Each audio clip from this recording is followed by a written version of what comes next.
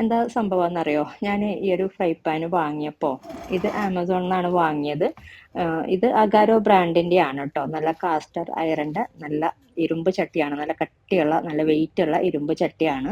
ഈ ഒരു ഫ്രൈ പാനും ദോശ തവയും കൂടെ ഞാൻ വാങ്ങിയിട്ടുണ്ടായിരുന്നു.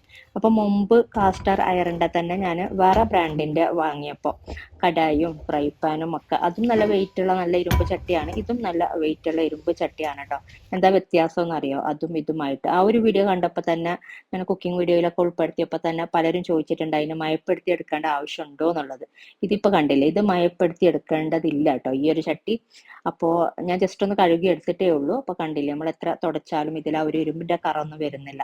അല്ലാന്നുണ്ടെങ്കിൽ നമ്മൾ ഒരു പ്രാവശ്യം മയപ്പെടുത്തി എടുത്താൽ പോലും നമ്മൾ രണ്ടാമത്തെ പ്രാവശ്യം യൂസ് ചെയ്യുമ്പോൾ ചെറുതായിട്ട് ഇരുമ്പിന്റെ കറയൊക്കെ ഉണ്ടാവാറുണ്ട്.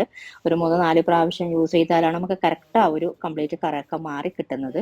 ഇതിപ്പോ നമ്മൾ എങ്ങനെ തുടച്ചാലും ഇതിൽ ഇരുമ്പിന്റെ കറയൊന്നുമില്ല കേട്ടോ. നമ്മൾ ഇനിയിപ്പോ ഇതിന്റെ കോട്ടിങ് പോവുകയോ അങ്ങനെയൊന്നും ഉള്ളതൊന്നും അല്ല.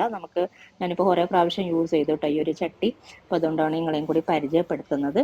അപ്പൊ ഇത് ആമസോണിൽ നിന്നാണ് വാങ്ങിയത്. അഗാരോ ബ്രാൻഡിന്റെ. വലിയ റേറ്റ് ഒന്നുമില്ല, 1500 1600 അത്ര എന്തോ ഉള്ളതാണ് കേട്ടോ. ഇതിന് രണ്ട് വാങ്ങിയിട്ടുണ്ടായിരുന്നു, ഒന്ന് തവയും ഒന്ന് ഈ ഒരു ഫ്രൈ പാനും. ഒന്നിന് 1600 ഒന്നിന് 1500 കൊടുത്തിട്ടുണ്ടായിരുന്നത് കേട്ടോ. അപ്പോൾ ഇതിൽ നമ്മൾ ഉണ്ടാക്കിയെടുത്തിട്ടുള്ള കുക്കിംഗ് വീഡിയോ ഒക്കെ ഞാൻ ഡീറ്റെയിൽ ആയിട്ട് പിന്നീട് അപ്ലോഡ് ചെയ്യുന്നുണ്ട്. അതുപോലെ നിങ്ങൾക്ക് വേണമെന്നുണ്ടെങ്കിൽ ഇതിന്റെ ലിങ്ക് ഡിസ്ക്രിപ്ഷനിൽ കൊടുക്കാം. നിങ്ങൾ വേണമെങ്കിൽ നോക്കിക്കോളൂ.